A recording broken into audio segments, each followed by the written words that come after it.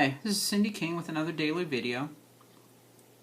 In a previous video and post that I did, we talked about the income-based repayment plan for your student loan debt. Today we're going to talk about some of the pros and cons of that payment method. Let's look at the pros first. Advantage or pro number one, you only have to pay based on what you earn. Now this really helps to take some of the stress off of your financial matters because typically the payment is less than if you paid under the standard repayment plan.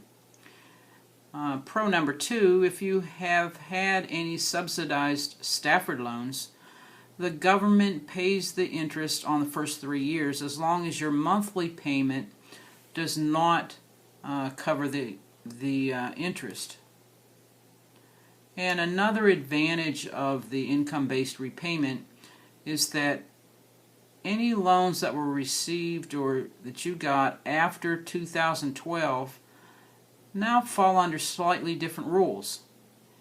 If you qualify, the IBR or income-based monthly payment ceiling, instead of being 15% for the partial hardship, it's now lowered to 10%. And your loans are forgiven after 20 years versus the original 25 years. Well, now let's look at a couple of the disadvantages of the income-based repayment method.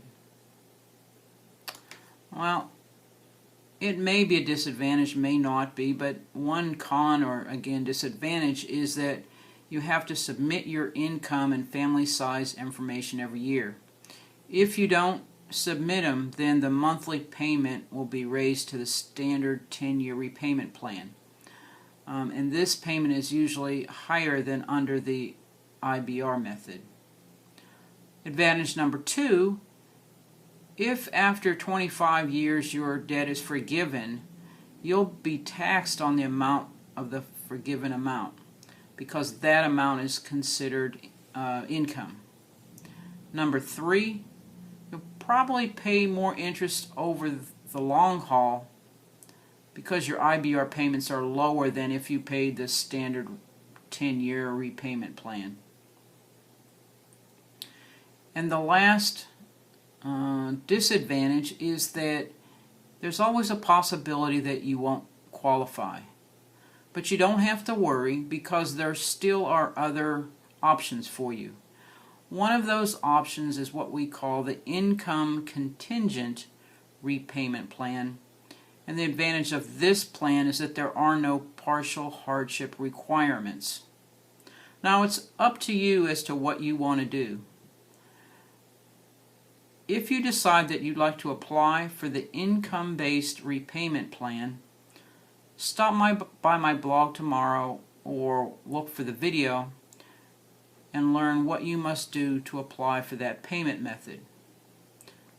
Now, if you'd like to learn how I make extra money by blogging and getting paid for it to help me pay off my student loan debt, I urge you to visit my blog, and I invite you, when you visit my blog, to view the video on the right. Then click the bottom below that says, "Yes, Cindy, I'm in."